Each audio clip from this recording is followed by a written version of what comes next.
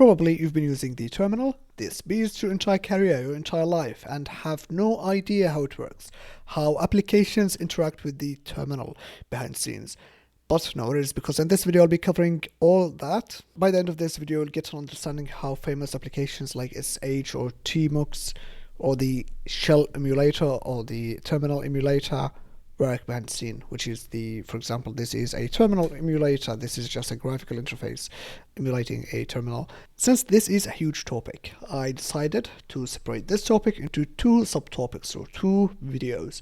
The first one will be talking about the theory of how the terminals work behind the scene and how applications really interact, what's happening during that data flow, basically, from the moment you press a key to the moment that you get a result from an application. We will be covering that in the theory part. And the second part will be about the implementation. So I'll be explaining how applications can edit the terminal, can configure the terminal to achieve a specific result. Now, since I'm not home, and because you're lucky today, you'll not be seeing me here in this portion talking to you, but you can imagine me sitting here and typing some stuff with my glasses and just talking to you guys. But never mind, let's begin. The story begins with our old friend, the teletypewriter, and this device used to act as a keyboard and a monitor for old computers. So this is a keyboard, and this is you insert the paper here, and the computer will be writing stuff to this paper. And this device will be connected to a computer, literally a computer without a keyboard and monitor. So think of it as a motherboard. Here we go, a motherboard photo. And the teletype will be connected to this motherboard through a USB, of course. No, they didn't have USB at that moment in time. They had this kind of old USB entrance, and they called this the serial port. It's not a USB. I know many people in the comments will be like, hey, it's not a USB, it's just a serial port, but never mind. So this is the grandfather of the USBs, a serial port. It was quite slow, quite old. That's why they invented the USB after that. And believe it or not, this still exists on many motherboards, in many computers, on many servers actually. Now when a user presses a button, the data of course will flow through the wire, through the USB port to the CPU, and the thing that will handle this data on the CPU, will capture it, is the kernel, or specifically a part of the kernel called the TTY module, and it's called the TTY module, or the TTY driver, as a shorthand for Teletypes driver or Teletypes module. And believe it or not, this name still exists and we use it today. If applications want to talk to the teletype or maybe read data from the teletype, they have to use this driver, this kernel driver. They have to open it and read data from it, or maybe they have to write data to it, so the data can appear in the paper here. And since the Linux kernel, or maybe many Unix kernels, try to adhere to the concept of everything is a file, so they provided you with a file on the disk that you can open. It's actually not on the disk, but you can open this file to talk to a specific teletype terminal. Every teletype is called a terminal. A terminal is a concept describing the endpoint of the data flow. And if they opened it, they will be talking to the TTY driver in the kernel, and if they talk to the TTY driver in the kernel, they can tell it to maybe forward data to the teletype, and data will be forwarded to the teletype screen, or maybe read from the teletype keyboard. So let's summarize. First of all, let's call this a terminal because it's a terminal of the input and output, and in the old days terminals were really a teletype device. Nowadays a terminal would be a graphical user interface application that uses the monitor and keyboard to emulate an old teletype. So a terminal is the end point of data. The second thing is that the kernel here acts as a middleman. Okay, it sits in the top of the TTY driver and acts as a middleman between the actual terminal or the teletype and the application here. And this is your application. Cloud Agent is a terminal oriented application, so it needs a terminal to work.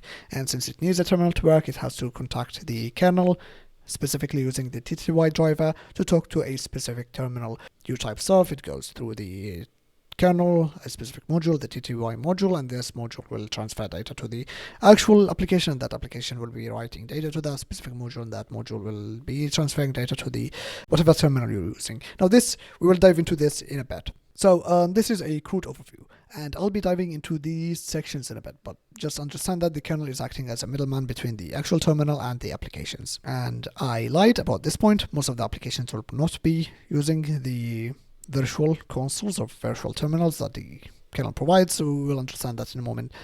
They will use something called pseudo terminals, but we'll understand that in a moment. What I want you to understand now is that the application will talk to the kernel, to the TTY driver specifically in the kernel, and that TTY driver will forward data to a specific device.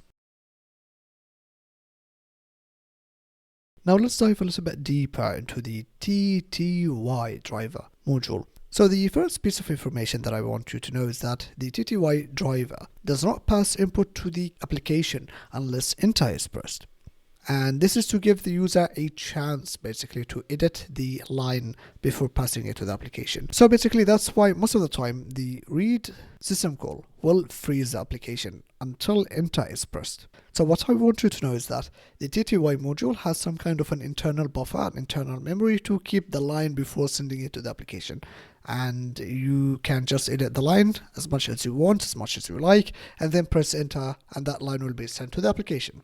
This is a default behavior and this is configurable, so do not worry. The second thing that I want you to keep in mind is that by default the TTY module or the TTY driver is configured to echo back to the terminal whatever you type. So if you type A on your terminal, let's say this is A, the TTY driver will store that in the buffer, and then it will also send a write request to the terminal telling it to write A. And if you press, for example, backspace will be sent to the terminal, and the terminal basically will delete whatever was in the buffer and will send to the terminal that it needs to delete the last input, which is A, and so on and so forth. Just keep in mind that the terminal reads bytes, okay, it reads characters, and every button on your keyboard or every button in the terminal is a character. It has an ASCII code. For example, Control C is mapped to a specific ASCII, which is the third ASCII, which is ETX, and if the TTY driver sees ETX, it tries to interpret it differently. You can disable that, of course. You can manipulate the TTY module the way you like, the way you find fitting to the application that you're developing. Since many applications would require a terminal to work, and since the teletype went extinct, what the kernel programmers did is that they built into the kernel 63 virtual terminals, and you can switch between them. For instance, let's say you installed the Linux kernel without a graphical user interface and booted the kernel. What will happen? After booting the Linux kernel, probably you will be greeted with one of the consoles. It's screen like this one telling you to log in and the login password. Now this application is a shell application running on top of one of the virtual consoles that the kernel provides. Most of the time, if it doesn't have a graphical user interface or a graphical desktop environment, it will run the bash environment. And if it does have a graphical user interface, it will run the X server on that specific virtual console. Even the graphical user interface, even this thing, the entire thing that I'm drawing in the browser and all of that, is running on an X server that is running on top of one of the virtual consoles, one of the 63 virtual consoles that the kernel provide. Oh, crazy. And you can switch between virtual consoles, and for example, when you press Alt F2 or Alt F3 on your keyboard, it will switch virtual consoles. And most of the operating systems will limit you to 6 or 7 virtual consoles, and these virtual consoles get initialized when you switch to them. But I want you to know that the X server is running on a virtual console right now. We are running in a terminal behind the scene. Can you imagine that? But you do not see it because the X server will just render us the screen on top of that virtual console, on top of that terminal. But if you put the kernel in server mode, or if you delete the graphical environment, you will probably be greeted with one of these virtual consoles. And these virtual consoles are built in the terminal. So the kernel developers built these virtual consoles, and each of these virtual consoles will be using a copy of the TTY module. And an easy mental model is to think of Linux as providing you with 63 teletype machines. Literally, all of them are shut down except the one that you are using at the moment. Now, of course, you can switch on some of these 63 teletypes and shut them down as you wish, but most of the time you'll only stick with one. So 63 you're saying, huh? Then why can I open multiple virtual terminals? It doesn't make any sense. I can open even 100 virtual terminals here. The trick is that these are not actually virtual terminals. These are the result of a trick called pseudo terminals, and this is the concept that we will be covering in the next section. So in this section, I'll be explaining the idea behind pseudo terminals and how actually we use the terminals today? How can we have hundreds of terminals, hundreds of applications running simultaneously? Hundreds of applications that require a terminal to work. As we explained in the previous section, right over here in this whole mess, we explained that the kernel gives you 63 virtual consoles and we're only using one of them. On that one, we run X server. So we have 63 virtual consoles and we're using a single one of these 63 virtual consoles, and in this one we are running a X server. And we can log in and such. I would love to explain by an example and explain the theory as we go through that example. Now, let's say we have an application, okay? We started an application, and this application, let's say it will be using some kind of a graphical user interface library, so a GUI library.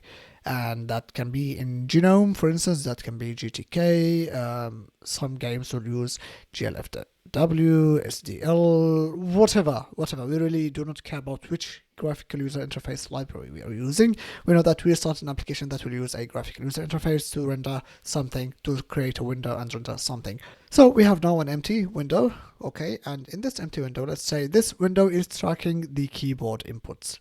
So when you write a letter, when you type a letter, the letter will be typed over here, and so on and so forth. So congratulations, you'll have now a notepad, basically running on the graphical user interface, the graphical desktop environment. So after creating this notepad, let's say we want to make it a terminal emulator. The first thing that we would need for it to be a terminal emulator is to run bash, because, bash is a basic build line for a terminal. In order for bash to run, it would require a terminal. Luckily enough, the kernel provides another functionality, and that functionality is called pseudo terminals. Let's call it an ad hoc terminal or a pseudo terminal. And in order to create this kind of a temporary terminal, we can use the POSIX OpenPT system call. Now, do not worry really about the system calls. I just want you to know that there is a system call that will make the kernel create a temporary terminal. Basically, it's duplicating this and gives you, let's say, the 64th virtual console, but it's not really a virtual console. It's not a virtual terminal. It's some kind of temporary terminal that using the same kind of driver. So this system call will return two things. It will return I would love to think of it as a TTY module copy, which we can pass to child application. So, for instance, bash can read write stuff to this TTY. This TTY is literally the kind of terminal that the bash needs to work.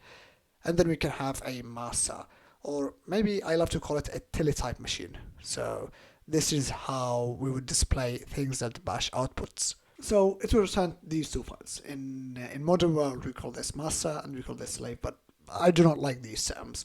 So the first thing for this notepad to become a terminal emulator, it needs to request a terminal. It needs to create a terminal. So we do that by requesting the kernel to create us an ad hoc terminal. We can just, pass key strikes to, and this teletype is literally the device that will pass stuff to the TTY, and the bash will be reading from this TTY. And we can do is literally fork the process, create a child process of this process, and that child process just runs bash. That's it, literally. And of course, in order for this bash to work, we need to give it or to pass the TTY to it. So it needs to read data from TTY, it needs to write data to TTY, and this TTY is literally a copy of this TTY module. Treat this TTY as the 64th virtual terminal. Good, now we have this notepad, and this notepad created a bash child process and just gave it this TTY. So how can we basically pass input to the bash? And we can do that, or this application can do that really by typing your keystrokes to the teletype. And the kernel will read from this teletype, it thinks it's a teletype, and it will just go exact same way as the picture over here. So it would go here, it will go to the kernel, to the TTY module in the kernel, and the TTY module in the kernel. Since we have the bash connected to that TTY, it will just forward the input to the bash. And we can run Claude in that bash. We can run really anything in that bash. Same thing. And the output of that bash will literally go through the kernel to the teletype. And guess what? We have access to this teletype. So the notepad has access to this teletype. We literally have a terminal emulator now. This is not called a notepad anymore. It's called a terminal emulator. I'm going to leave the nitty-gritty things, the implementation part, to the second part of this video, not this one. This is already going too long, and I wanted only to give you an idea of how things work behind the scene.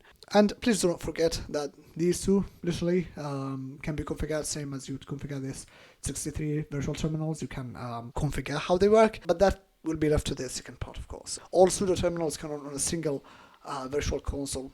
So in this case, the pseudo terminal is running on this notepad, and this notepad is running on this X server, and this X server is running on a single virtual console, and this virtual console really is using TTY. So you can see the amount of nested happening here. We have a pseudo terminal on top of a virtual terminal, and that's how crazy this goes.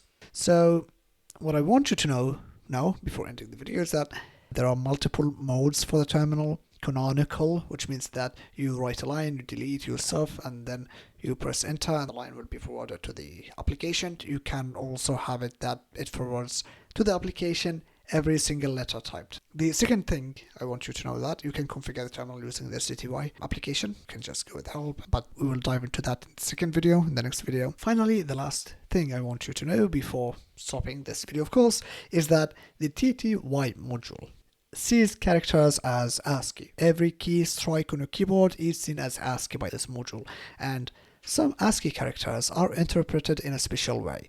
So if we type the ASCII, for example, this is the interruption key. This is the binary of the control C. The control C key is mapped to the ETX. When the TTY module sees that byte, it says, the user needs to send an interruption signal to the application. It tells the kernel to send that signal to the application. So the TTY module understands bytes, understands ASCII characters, and each ASCII character has a specific meaning in the TTY module. And you can change that meaning. You can configure that meaning using the TTY tool. Yeah, this is everything I want to cover today. So if I put a TTY raw, get A to take input, I cannot even exit. I told the TTY module to just ignore my interrupts, so I'm stuck.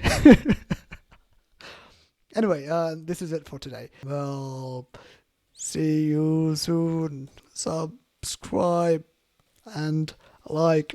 Peace. See you next video.